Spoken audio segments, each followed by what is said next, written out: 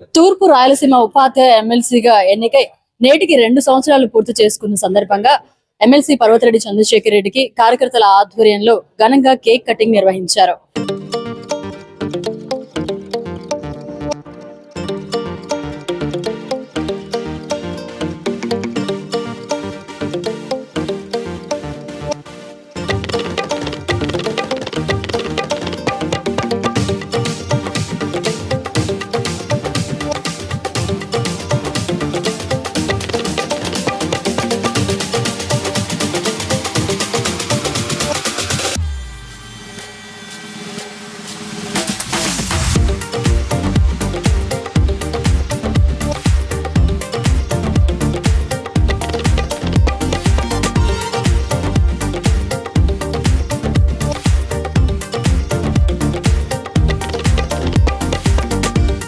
శాసన మండలిలో ప్రజా సమస్యలపై పోరాడుతున్న ఎమ్మెల్సీ పర్వతరెడ్డి చంద్రశేఖర్ రెడ్డి గురించి పర్వతరెడ్డి చంద్రశేఖర్ రెడ్డి గారు ఎటువంటి అంటే ఏదైనా కార్యక్రమం ఏదైనా పని అంటూ ఆయన తీసుకున్నారు అంటే పట్టు వదలని విక్రమార్కుడిలాగా ప్రతి ఒక్క దాంట్లో ఆయన సక్సెస్ చేసుకొని చూపిస్తారు.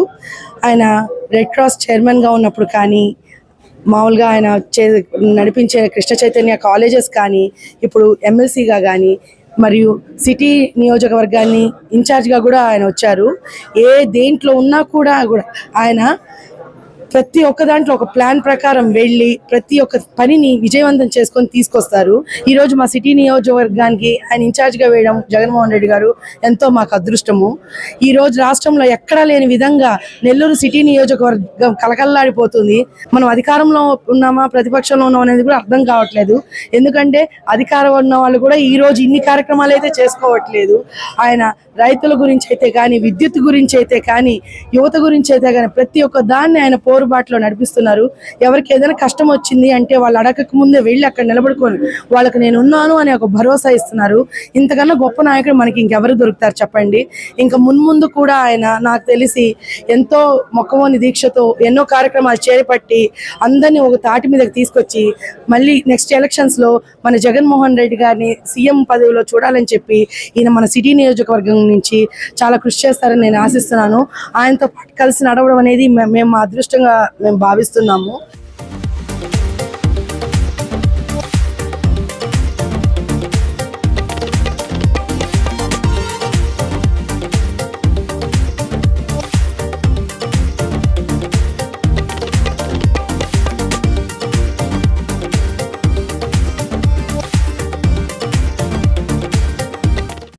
ఈ రోజు ఎమ్మెల్సీగా ఎన్నికై 2 సంవత్సరాలు పూర్తయింది.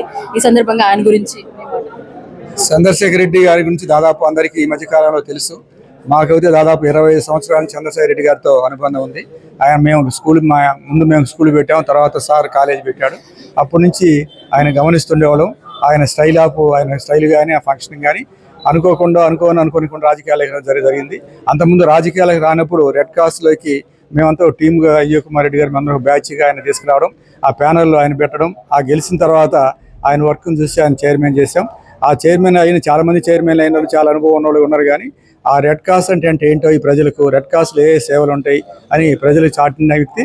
ఆ కరోనా టైంలో చాలా అద్భుతంగా మన ఆంధ్రాలో కాదు ఇండియాలో ఎక్కడి చేయని విధంగా అంత అద్భుతమైన సేవలు అందించి దట్ మీన్ చనిపోయిన వాళ్ళు డెడ్ బాడీలు దాదాపు 140 మందిని వాళ్ళ పిల్లలు వదిలేసిపోతే హాస్పిటల్లో ధైర్యంగా ఒక టీంను తయారు చేసి ఎత్తుబడి చేయని కార్యక్రమం కానీ, లేదా రోడ్డు మీద నడుచుకుంటా పోతే చిన్న పెద్ద ముస్లిం ముతక వాళ్ళందరికీ భోజనాలతో సహా మందులు పెట్టడం కానీ, లేదా బస్సులు ఏర్పాటు చేసి ఇక్కడి నుంచి బస్సులు లేని సందర్భంలో ఇక్కడి నుంచి ఒరిస్సా దాకా బస్సులు నడిపిన సందర్భాలు, వరదలు వస్తే పెన్నా నదిలో మునిగిపోతుందంటే అర్ధరాత్రి 1 గంట ఇప్పుడు కలెక్టర్ గారు ఫోన్ చేస్తారు, బస్సులు పెట్టి వాళ్ళందరినీ తన కాలేజీల్లో ఇతర హై స్కూల్లో చేసిన సందర్భం కానీ, ఇలా చెప్పుకుంటే రెడ్ క్రాస్లో ఎన్నో సేవలు చేశాడు. అదే సందర్భంలో ఎమ్మెల్సీ ఎలక్షన్ రావడం జరిగింది. ఈ ఎమ్మెల్సీ ఎలక్షన్ వచ్చినప్పుడు మేము కూడా అందులో ఉన్నాం. అపస్మాని Andhra Pradesh private school management association. గతంలో మాకు ఓట్లు లేవు ప్రైవేట్ స్కూల్లో పనిచేసే వాళ్ళకు. ఈయన పట్టుబట్టి ఇతర రాష్ట్రాలు ఉన్నాయని చెప్పి ఆ జీవోలు ఆ జడ్జిమెంట్ తెప్పించి మా అందరికీ ప్రైవేట్ వాళ్ళకు ఈ 3 జిల్లాలు చిత్తూరు, ఒంగోలు, నెల్లూరు మాకు ఈ ఎమ్మెల్సీ కాన్స్టిట్యూషన్, ఆ 3 జిల్లాలు ఉన్న అందరికీ ఓటు తెప్పించడం.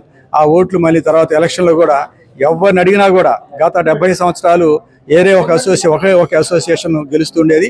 అది వాళ్ళకు ఒక వాళ్ళ విషయం అయిపోయింది. ఇంకేరే వాళ్ళు పోటీ కూడా చేసేవాళ్ళు కాదు. ఆ సందర్భంలో మేము పోటీ దిగాలని చంద్రశేఖర రెడ్డి గారిని ముందుకు తీసుకొచ్చినప్పుడు ఆయన ధైర్యంగా దిగారు.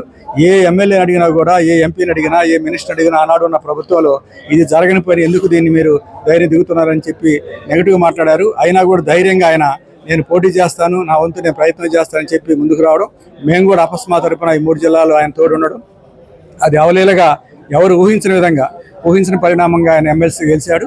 గెలిచిన తర్వాత గతంలో ఎవరు చేయని విధంగా ఎమ్మెల్సీగా ఆడ పెద్దల సభలో ఆయన వాయిస్ వినిపిస్తున్నాం, అందరం చూస్తున్నాం. అలాగే అనుకోకుండా అక్కడి నుంచి ఆ వాయిస్ తోటి జగన్మోహన్ రెడ్డి గారి దగ్గర కావడం, జగన్మోహన్ రెడ్డి గారు ఉన్న నాయకులేగా అతి సన్నిహితుడిగా, నమ్మిన బంటుగా ఈరోజు ఉన్నాడు. అదే సందర్భంగా ఆయనకు నెల్లూరు సిటీ ఇన్ఛార్జ్ ఇచ్చారు. ఇక్కడ కూడా మీరందరూ గమనిస్తున్నారు, సిటీలో ప్రతి ఒక్కరితో ఎవరితో ఎలా ఉండాలని అందరిని హక్కును చేర్చుకోవడం కానీ, ఎవరి సమస్యను అక్కడికి వాడడం కానీ, ఎవరి కష్టాల్లో ఉన్న నేను ఉన్నాను కానీ చేర్చే వ్యక్తి. ఒక మాటలో చెప్పాలంటే ఇటువంటి వ్యక్తులు చాలా చాలా అరుదు. అటువంటి అన్ని విధాలుగా ఆయనకు అన్ని క్వాలిటీస్ ఉన్నాయని ఈ సందర్భంగా మీ అందరూ తెలియజేస్తున్నారు, దగ్గరగా చూస్తున్నాడు కాబట్టి. మంచి అడ్మినిస్ట్రేటరు, మంచి ప్లానరు, మంచి హార్డ్ వర్కరు, మంచికి మానవత్వం గల వ్యక్తి. ఇవన్నీ క్వాలిటీస్ ఉన్న వ్యక్తులు తక్కువ ఉంటారు. అలాంటి లక్షణాలు పునఃపుచ్చుకున్న వ్యక్తి చంద్రశేఖర రెడ్డి గారు. ఆయన సిటీకి రావడం మా అందరి అదృష్టం కూడా భావిస్తున్నప్పటికే చాలా మందికి అర్థమైంది. రాబోయే రోజులు ఇంకా చూపిస్తారు. 1 year లోపల ఈ సిటీ రూపురేఖలే మారుస్తాడు.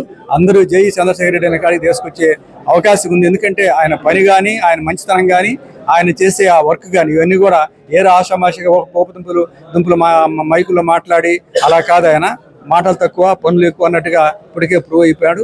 ఒక మంచి నాయకుడు. ఆయన గురించి ఎంత చెప్పుకున్నా కూడా ఇంకా తక్కువ నేను భావిస్తూ, ఈ రోజు 2వ యాన్యువల్ డే ఆయన లేని సందర్భంగా మేము అందరం జరుపుకుంటున్నాం. అది కూడా చాలా ఆనందం ఇస్తుంది.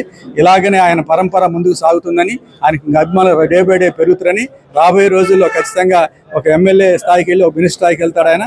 అలాగే సీఎం జగన్మోహన్ రెడ్డి గారు అయిన తర్వాత ఎవరు 1 or 2 పర్సన్లు ఎవరంటే చంద్రశేఖర రెడ్డి గారు ఉంటారని మేము అందరూ చూడబోతున్నాం. ఇది శుభాకాంక్షతో తెలియజేస్తున్నాం. Thank you so much.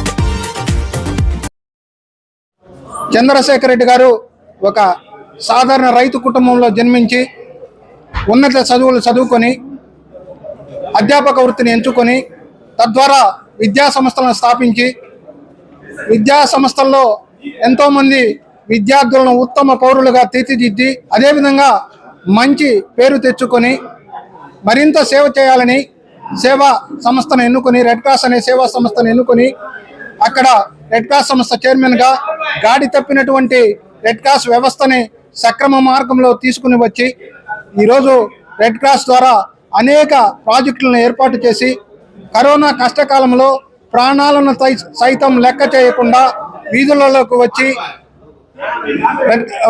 Corona బాధితులను ఎన్నో రకాలుగా ఆదుకున్నటువంటి వ్యక్తి చంద్రశేఖర రెడ్డి గారు. ఆ సందర్భంలో జగన్మోహన్ రెడ్డి గారి పిలుపు మేరకు అనూహ్యంగా రాజకీయాల్లోకి వచ్చిన వెంటనే జగన్మోహన్ రెడ్డి గారు తూర్పు రాయలసీమ ఉపాధ్యాయ అభ్యర్థిగా పోటీ చేయాలి అని చెప్పినప్పుడు జగన్మోహన్ రెడ్డి గారు నన్ను పోటీ చేయమన్నారు. జగన్మోహన్ రెడ్డి గారు ఏది చెప్తే అది చేస్తాను, కృషి సంకల్పం ఉంటే సాధించలేనిది ఏది లేదు అని చెప్పి ఆనాడు పోటీ చేసిన వెంటనే 35-40 సంవత్సరాల చరిత్రను తిరగరాసి ఎమ్మెల్సీగా గెలుపొందడం, భారీ మెజార్టీతో గెలుపొందడం, అదేవిధంగా అనేక కార్యక్రమాల గురించి కౌన్సిల్లో గళం ఎత్తుతున్న సంగతి మనందరికీ తెలుసు. తర్వాత జగన్మోహన్ రెడ్డి గారు వెంకటగిరి పరిశీలకులుగా పొమ్మంటే అక్కడికి వెళ్ళి అక్కడ పనిచేశారు. అదేవిధంగా నెల్లూరు సిటీ పరిశీలకులుగా పొమ్మంటే అక్కడ పనిచేశారు. జిల్లా అధ్యక్షుడిగా ఉండమంటే జిల్లా అధ్యక్షుడిగా ఉండి ఆయన బాధ్యతలు నెరవేర్చారు. తర్వాత పార్టీ ఓటమి చెందిన ఎన్ను తగ్గకుండా జగన్మోహన్ రెడ్డి గారు నెల్లూరు సిటీ చూడాలి అని చెప్పినప్పుడు నేను కాదు లేదు అని చెప్పకుండా జగన్మోహన్ రెడ్డి గారి ఆదేశానుసారం సిటీ నియోజకవర్గ ఇన్ఛార్జిగా ఈరోజు ఒక సామాన్యుడైన ధనవంతుడైన అతి సామాన్యుడైన అందరినీ కూడా సమానంగా చూస్తూ అందరినీ హక్కును చేర్చుకుంటూ చంద్రశేఖర్ రెడ్డి గారు మనందరికీ ఆదర్శమైన వ్యక్తిగా పనిచేస్తున్న సంగతి మనందరికీ తెలుసు. చంద్రశేఖర్ రెడ్డి గారు ఈరోజు ప్రతిపక్ష నాయకుడిగా శాసన మండలిలో ప్రజల యొక్క గొంతుకును వినిపిస్తూ ఉపాధ్యాయులు, ఉద్యోగస్తులు, విద్యా సంస్థల యొక్క సమస్యల మీద, నెల్లూరు సిటీ నియోజకవర్గ సమస్యల మీద అనర్గళంగా గళమిప్పి అధికార పక్షాలను సైతం చెమటలు పట్టిస్తున్న సంగతి మనందరం చూస్తున్నాం. అదేవిధంగా చంద్రశేఖర్ రెడ్డి గారు రాబోయే రోజుల్లో కూడా నెల్లూరు సిటీ నియోజకవర్గం నుంచి భారీ మెజార్టీతో గెలిచి రాష్ట్ర మంత్రివర్గంలో మంత్రిగా ఉండాలని చెప్పి కోరుకుంటూ మరిన్ని పదవులు చేకూర్చాలని కోరుకుంటూ ఈ అవకాశం ఇచ్చినటువంటి పెద్దలందరికీ కూడా పేరు పేరున కృతజ్ఞతావందనాలు తెలియజేస్తూ ఉన్నాను. మరిన్ని అప్డేట్స్ కోసం మన HN9 టీవీ ఛానల్ ని సబ్స్క్రైబ్ చేసుకోండి.